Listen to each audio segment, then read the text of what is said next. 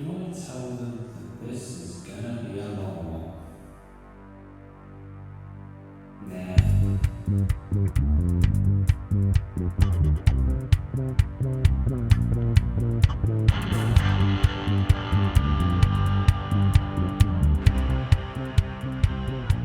Hello, I'm back. So hopefully I'm going to start getting these rolling again. I had a little hiatus in between my daughter being born because, as I said in the previous video, time is short at the moment. So I'm trying to fit these in where I can.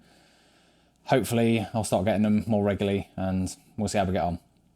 Anyway, this video was originally going to be about run levels, if I remember rightly, and someone commented on one of my previous videos about installing Ubuntu.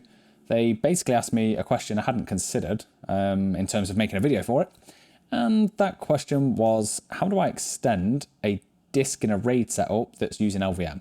So in the installing Ubuntu video, I set up the system using RAID, and I used the logical volume manager to set up my disk partitioning basically. And they want to know how they would take a 500 disk out, replace it with a 1 terabyte disk and expand into that space.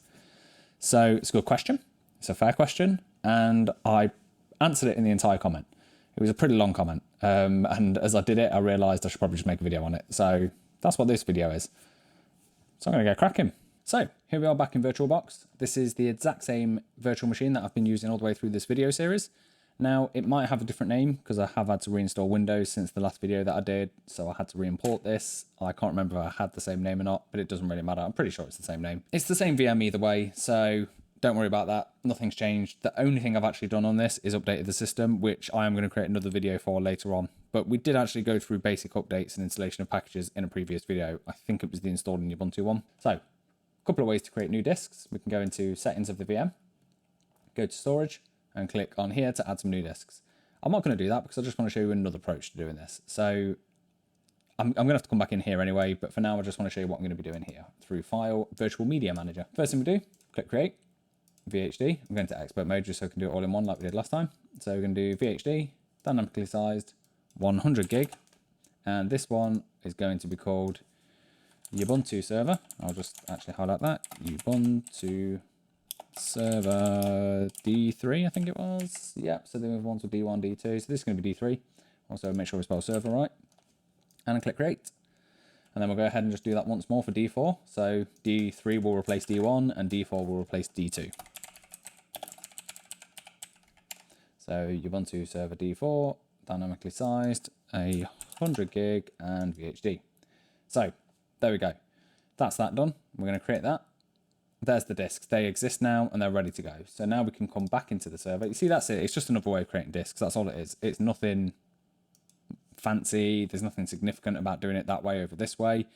Ideally, you probably just come in here and click add disks here, and that would allow you to just add a new disk, because you can still get the same sort of interface, add or create, and then you can pick them. But this time, I can go ahead and add D3 and add D4. We're not going to do that just yet, though. First thing we need to do is actually boot the VM. So I'm going to go ahead and do that now.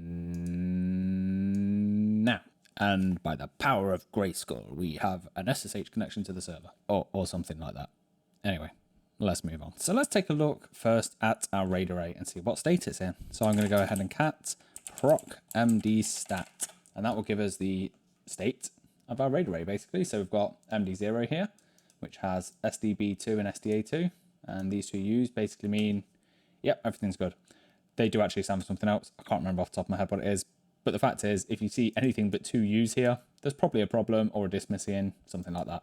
So sometimes when a disk's been removed, which we'll see in a minute, you'll see underscore. So yeah, anyway, MD2, we've got SDA4 and SDB4, and MD1, we've got SDB3 and SDA3. Let's take a look at how we would fail the disk first and remove it from the array. The first thing you need to do is make a note of how your disks are partitioned. You could use fdisk for this, but chances are, in a modern system, you're going to be using GPT and GUID. But don't worry if you're not. If you are using the legacy style BIOS, for example, then you may still be using the MBR partition table. And don't worry if you are. Like I say, you can use fdisk instead, but I'm going to use gdisk here. The commands are generally the same. So just follow along. Maybe just make a note of what you're doing as you're going along if you are using fdisk. So the first thing I'm going to do, gdisk-l. So yeah, this is the same command with fdisk. That's the first thing I can say. And we're going to take a look at dev SDA, because that's the first disk we're going to remove. I need to run this as sudo. Good start. Okay, so here's our partition table. I'm just going to copy this into a text editor, and I'll keep that for later, basically. So now we've got our partition table noted for SDA. Do you know what? At the same time, I'll make a note of SDB as well. Why not? So this is dev SDA. And we'll take a look at dev SDB. We'll do that next. It should be exactly the same, to be fair. But, you know, yeah, there you go. Look, literally nothing's changed between the two because it's RAID. There shouldn't be a difference between the two.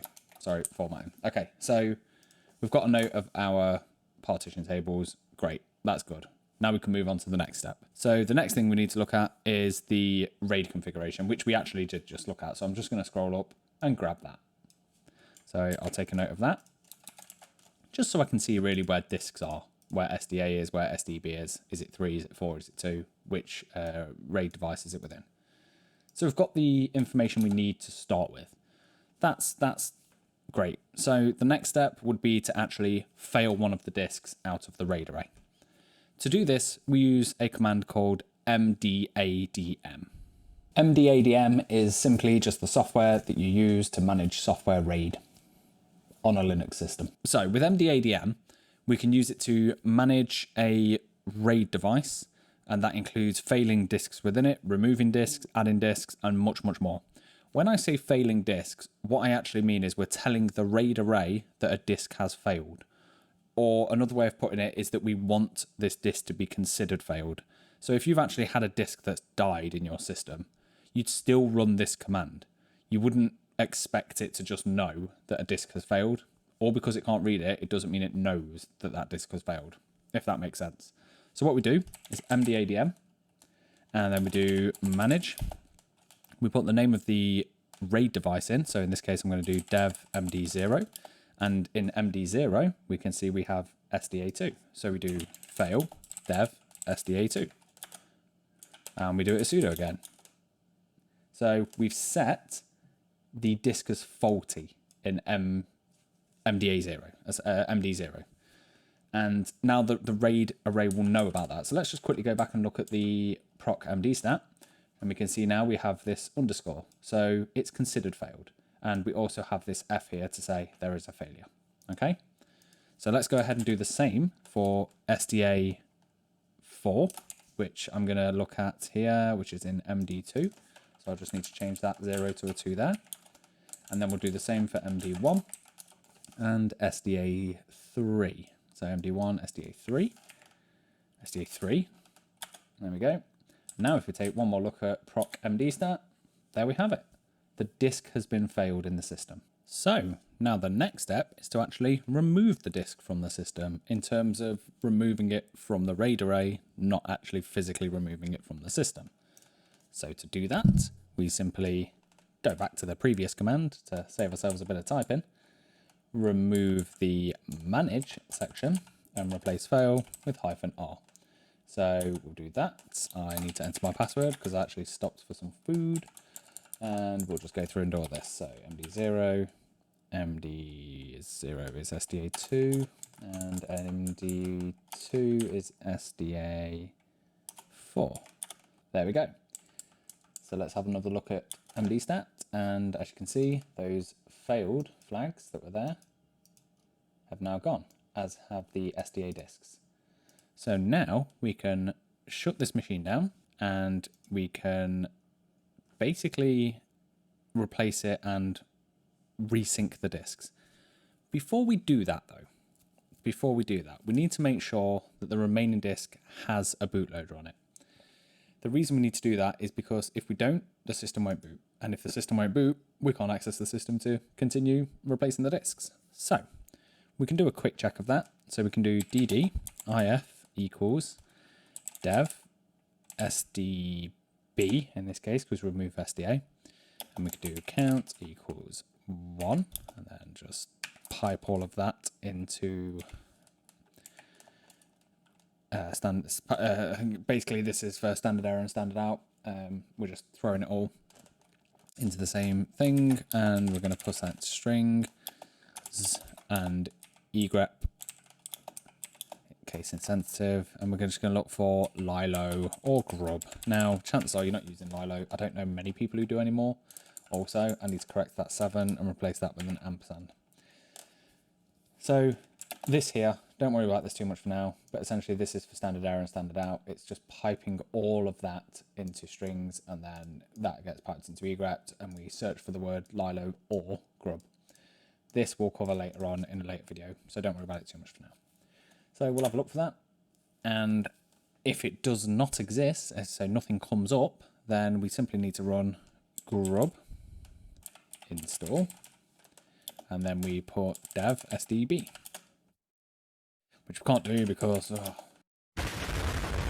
yes, okay, actually, do you know what, let me just, yeah, there we go. Okay, I thought that might be right. I'm just going to go ahead and sudo up because we keep having these sudo problems. I'm not paying attention to it. So yeah, you should actually see this output here. If you didn't see this output, you'd run this command here. So you'd run grub install dev sd whatever the disk is. So in our case, we have sdb left over. So we'd run this command, and then we'd go back and run that same command again, which I now don't have because I'm in super user mode. And as you can see, it then would come up. So if this doesn't exist, or lilo doesn't come up, if nothing comes up basically, then you don't have a bootloader installed. Basically, if it looks like this, so just go straight to the next line, you don't have a bootloader installed, you need to get one installed. The reason I didn't get one the first time is because I wasn't running it as sudo. So there we go, that's it. We can now go ahead and remove the disk. So to do that, we're going to have to shut down. So let's go ahead and shut down that disk, shut down the system, sorry. So we'll quickly do that, and I'm just going to watch over here. There we go, that's gone already. We'll do settings and git storage, and then this disk here is SDB. So this disk here is the one we want to remove. I know that because SDA is disk 1, SDB is disk 2. I know that for my system, and you can pretty much presume the same for yours. You should know which disk you're removing. If you remove the wrong one, obviously the system won't boot. So yeah, just be aware of that. So make sure you're removing the right disk. There's multiple ways of doing this. I'm trying to think of the best way. I'll show you when we've booted up. The best way to actually find out which disk you're talking about. Generally speaking though, if you're using a physical server, you will know. There's many ways of checking. You can use ILO or something like that to check which disk has been marked as faulty, or which disk is faulty if you're replacing a failing disk. If you're resizing disks essentially, then you should pretty much know how your system's set up. But yeah, there's many ways to achieve this, so I'll cover it when we boot back up. Bit of a ramble there, so I'm going to jump into the next section, which is to add this disk, and this is going to be the replacement for disk 1. I'm going to replace it with disk 3. So that's all looking fine. It's going to replace in SATA port 0. You see, this is how I know here. SATA port 0 is SDA for us, so yeah. Okay, so let's OK that and start it up. Now, just a quick note. I've just clicked start instead of headless start, so I'll leave that to run. But just a quick note here. So in settings, you may have noticed here under this, there's this hot pluggable. Hot pluggable basically means that you can pull a disk out while the system is still running. So in those cases, you wouldn't actually need to shut the server down. You could just kick it straight back in. You could just pull a disk out, pop the new one in, and carry on with the next step. So I'm just going to wait for this disk to boot. So actually, this doesn't look like it's booting. So what I'm actually going to do is we're going to just look at a workaround for this. I'm going to actually leave that as it is. I'm going to take a look at our boot controller. So again, this is something you could do in a real system as well. So I'm going to press start. When it comes up, I'll press F12 to get to the boot menu. Just give it a second. Press F12, and then you can see here we've got these two hard disks. Now, hard disk 1 will be disk 3, hard disk 2 will be disk 2. So I'm going to go for hard disk 2, and we see the system will boot up now. Because there is a bootloader, it's just that for some reason my VirtualBox wasn't automatically picking up that next disk. So in a real server, a physical server, you'd usually have, for example, you'd say, I want the disks to be the first or second thing to boot. And then within that, it would allow you to order your disks. So if you'd removed one and replaced it with a blank one, it would try that blank one, instantly fail because there's no bootloader, and move on to the next one. I'm guessing VirtualBox doesn't do that. This is not something I've come across before. So yeah, if you do have that problem with VirtualBox, just know that you can change the boot order in that respect. So yeah, there you go. So that system's booted. So let's jump back into it, and we will do that right now. we're back in the system. We'll have a look at proc mdstat. And of course, that's not going to fit. That's not going to work because of that. And no space. We'll quickly do that. Yeah, there we go. So it's still looking the same. We've not got a problem there. We've not got any problems there. We've just got the single disk as it's set up. So I said I was quickly going to show you how we could check that we're removing the right disk. So let's just quickly go through that. So one of the first commands I'd recommend is lsscsi, I think it is, which is not installed. So this won't work on VirtualBox. Oh, sorry. Yeah, I need to be spelling things right. I'm putting sudo at the start. This won't work on VirtualBox because I don't have a SCSI bus, as it's called. So this would work on my physical server, but with the cost of electricity at the moment, my server is not getting turned on. So yeah, maybe not for this video. So if I do this, you basically you'd get the slots that they are installed into. So you can get a rough idea. Like for example, we've got these SDA and SDB here. These will be essentially the slots that they're in. But yeah, obviously it's a bit hard to show you this because I'm in VirtualBox, so it doesn't really have slots or bays as such as it would on a proper server, for example. But there's other commands as well that you can use, like lshw, which is ls hardware. And you can say I want this storage, and you can do that, and it will give you things here that will give you a bit of an idea of where everything's set up. So for example, this is saying it's in this particular PCI port, and this is saying this is in this particular PCI port. But again, this isn't the best example because it's not a real server, it's VirtualBox. So yeah, unfortunately you're not going to get a massive amount of information out of that.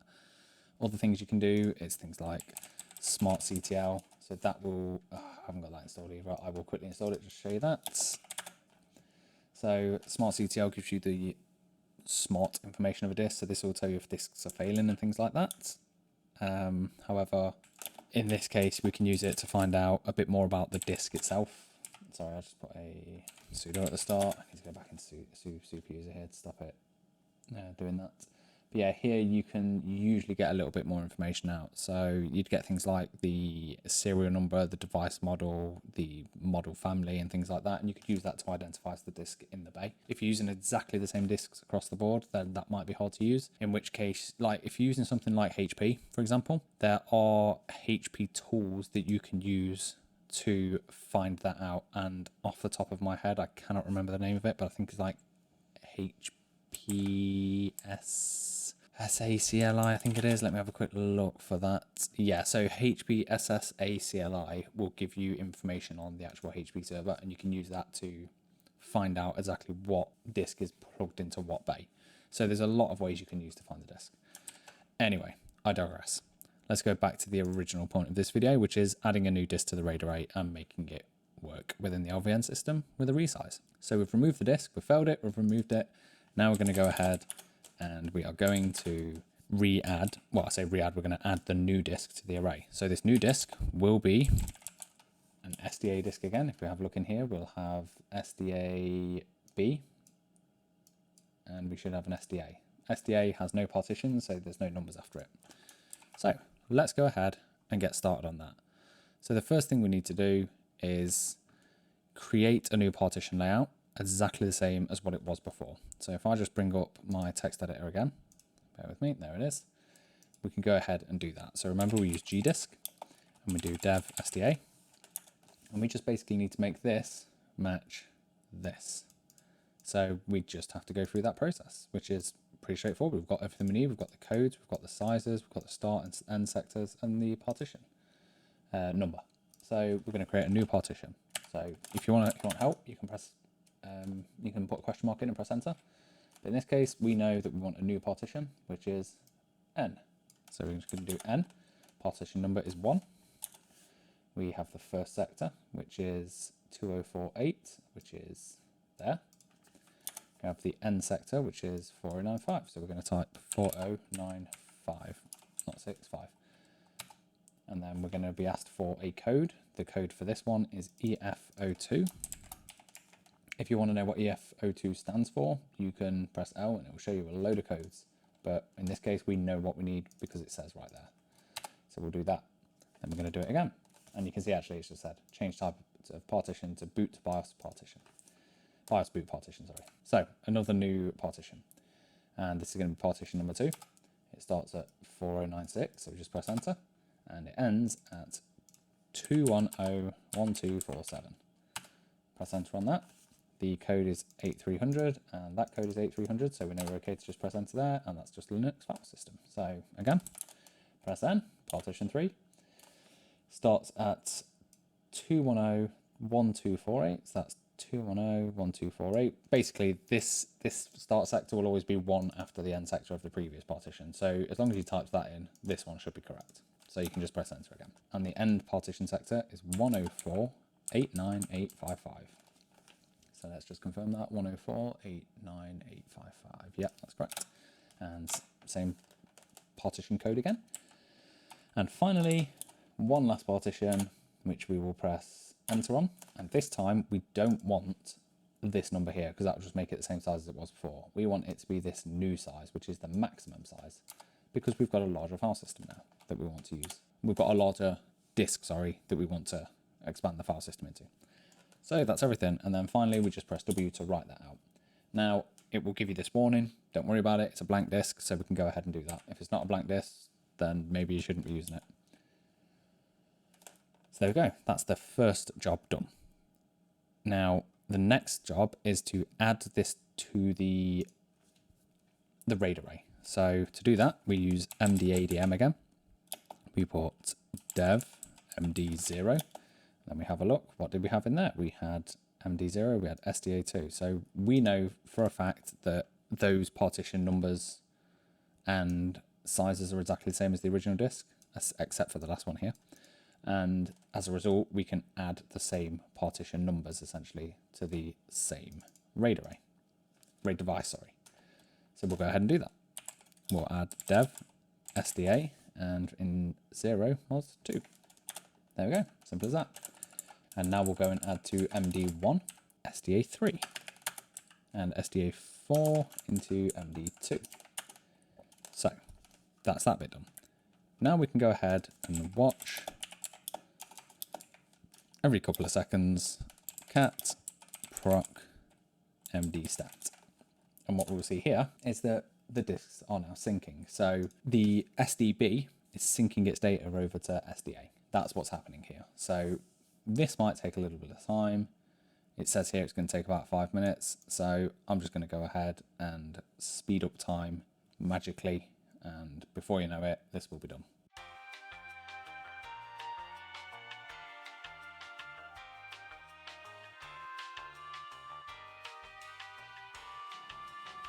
And there we go, my magical time speeding up powers have now completed, and the RAID has been resynced. So those disks are all synced now. So that's obviously brilliant. You know, we're all good to go. So we can now move on to the next steps. The next steps would be to get GRUB installed on that new disk. So let's go ahead and do that. So we'll do GRUB. I should probably cancel out of the watch first. So we do GRUB install, GRUB2 install, sorry. And then we just pass the new device in, which is SDA. So we'll do that. I apparently don't have GRUB2 install. Did I mean GRUB install? Yeah, I guess I did. I obviously thought it was GRUB2. I generally just update GRUB afterwards as well. So yeah, we'll go ahead and do that. This will just make sure that GRUB's updated, the bootloader is installed, and the system will boot when we remove the next disk.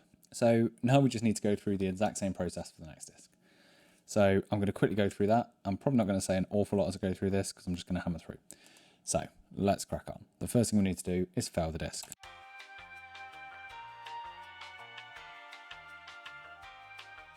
Okay, so I've failed and removed the disks from MD0, 1 and 2, but this time I've done SDB instead of SDA. So now again, we have that disk removed and we can see the underscore there that shows it's removed. So what we need to do now is confirm, as we did before, with that DD command and make sure that SDA in fact has the GRUB bootloader, which it does.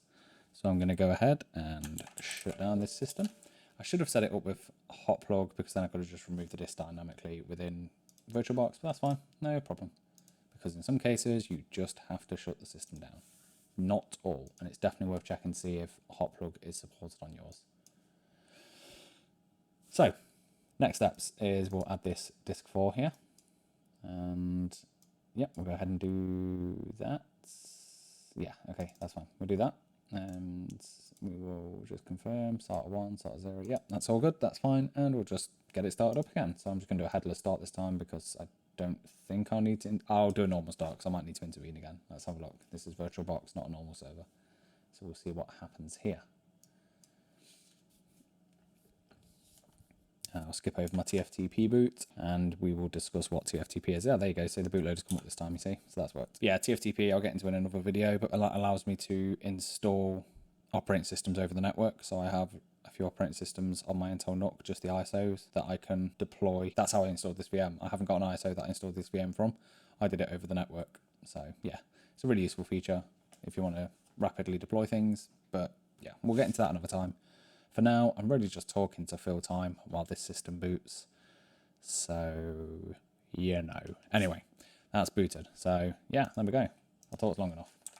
We will jump onto the system. Straight away, I'm going to sudo up because I really don't want to be hitting those sudo problems again. And I'm going to go ahead and start re-adding the disk. So, again, exactly the same procedure as before.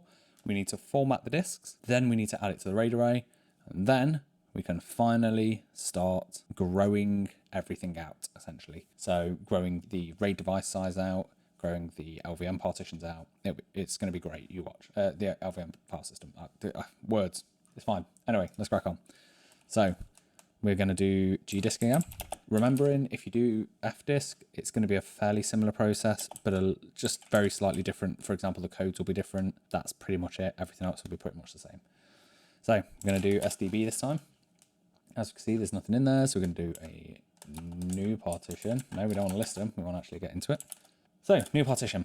And let's get this text editor up again. Let's have a look. So, we had start partition was that, end partition was 4095, and the code was EF02. And then we can do another new partition. Number 2 starts at 4096, ends at 2101247. 2101247. Yep, okay, that's fine. The code is that. We'll do another one, and we'll do 2101248, and end at 104.89855. 104.89855. Yep, code's the same. And then finally, enter, enter, enter, enter. There we go, and we can write that out. Yep, I want to continue with that. So we've just done another set of partition tables on SDB using this information we've got here. And now we can go ahead and do the same as we did before with the MDADM add commands, essentially. So we're going to add that to the array, the RAID device. So MDADM dev MD0, and that will be add dev SDB. Let's have a look, SDB2, and then MD1 will be SDB3, and MD2 will be SDB4. Let me just correct that over there. Okay. Okay. So now we do a watch again, and we just watch that resync. So let's give it a few minutes, and that will get started. And once again, I'm going to have to use the power of speeding up time to achieve what we need to achieve. Otherwise, you're going to be sat here for another 5-6 minutes. So time, speed, powers, engage.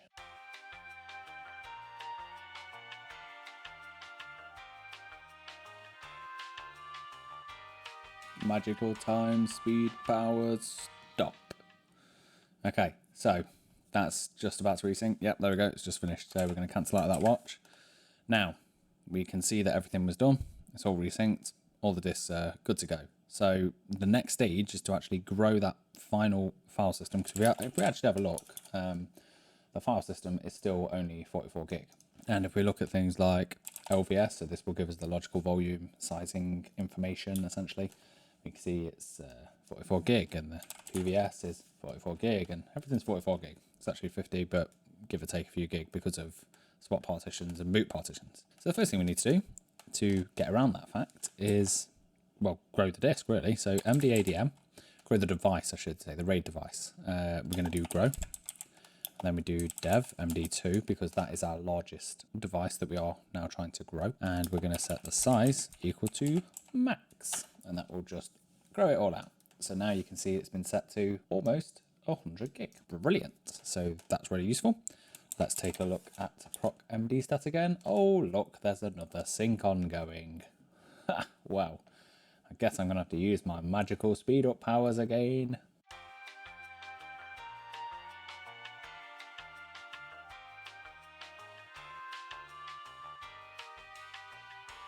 And magical time warp powers stop. So, quick note while this is finishing up. It's worth noting that this was just a 100 gig disk. If you're doing this with like a terabyte or 2 or 5 or more, then it's going to take a while to do this sort of work. So, and this is only using RAID, I think it's RAID 10 I set this up originally. I'd have to double check that. Oh no, it's RAID 1 there. Look, it actually says right there, RAID 1. So, yeah, it's worth noting that it's a long process, okay? So you're going to have to sit down with a cup of tea or coffee or beer if that's your poison, and you know, yeah, you have to dedicate some time. You're going to dedicate an evening or so to this. This is why this sort of stuff is done in maintenance hours, if it's going to be done at all. And yeah, so bear that in mind. Anyway, little tangent there just to give you a bit of a warning. Last few commands, 3 commands left, and we'll be done. I promise that'll be it. I know it's been a long video, but this is a long process. Okay, so now we've grown the RAID device, we can now go ahead and look at PVS again, and we'll see it still says 44 gig. And you might be going, oh, Drew, you lied. You told me it'd be bigger. Well, it is. So let's resize into it. And we can do that with PV resize. And PV resize takes the device, which is MD2. Quick note here, if you're not using LVM, you can actually just run the final command that I will show you. I'll retouch on that in a second, but if you're using LVM, this is the steps you'll need to do for that, okay? So PV resize, pass the device in that we've just grown, and there we go. So 1 physical volume has been resized, updated, none have been not resized. So we'll have a look at PVS again. Ta-da! There we go. There's all that space. So the next command is to extend the logical volume. You don't need to extend the volume group itself. So if I do VGS, you'll see that's the same. The volume. So you've got the physical volume, which is PVS, the volume group, which is VGS, and then finally the logical volume itself. So if I do LVS, you'll see still 44 gig. The reason for that is this is where the file system sits, and we've not resized that, and as a result, it's still 44 gig. So let's go ahead and extend that. So we can do LV extend, pass L in, which I forget what the flag actually means, but I promise it is L. We'll do plus 100%. I do forget this. I think it's free. And then I could have just looked at the comment that I did actually. That would have given me exactly what I needed. But hey, there you go. So we actually need the logical volume name here, which is LV root. So I know for a fact that's in DevMapper.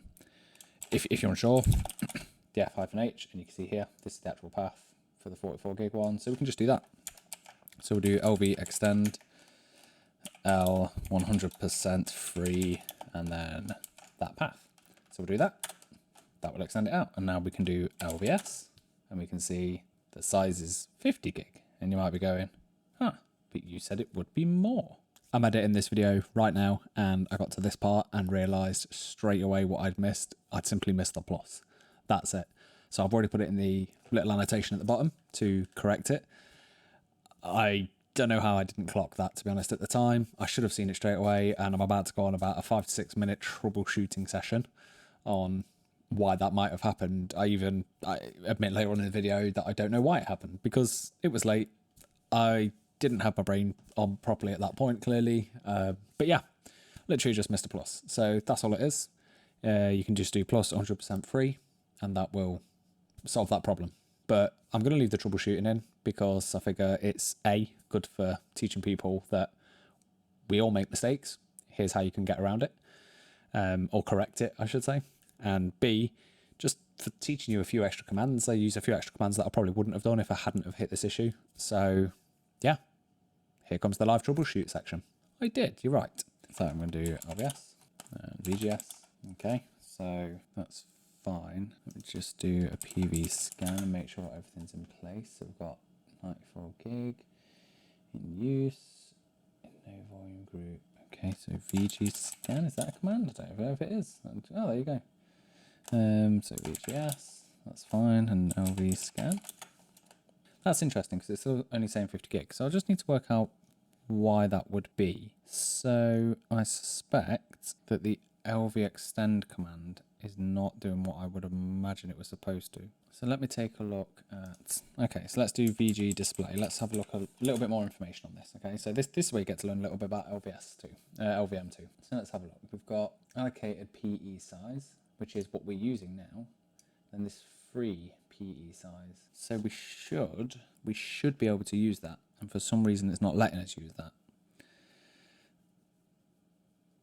So if let's just take another approach. So before we were doing 100% free, I'm just going to do something slightly different, and we're going to do plus this number here. So we're going to add this onto the end, and then we can do dev mapper VG 0. There we go. Okay, so for some reason the 100% free was not detecting this here, and I'm not sure why. I'm going to have to look into that off this video, obviously. But you can see now that by adding on what was left over in terms of the extents, we can actually add it on. So there it is in a nutshell. As you can see, it was a pretty simple fix in the end. I just had to do the plus L with the extent number on the end. So that free PE is free physical extents, and that's basically how much space you're allowed to expand into. Usually the plus 100% free would just expand into that total amount. With the number that you saw on screen just then, you can actually put a smaller amount in and it will leave some space available should you need to do that for any reason.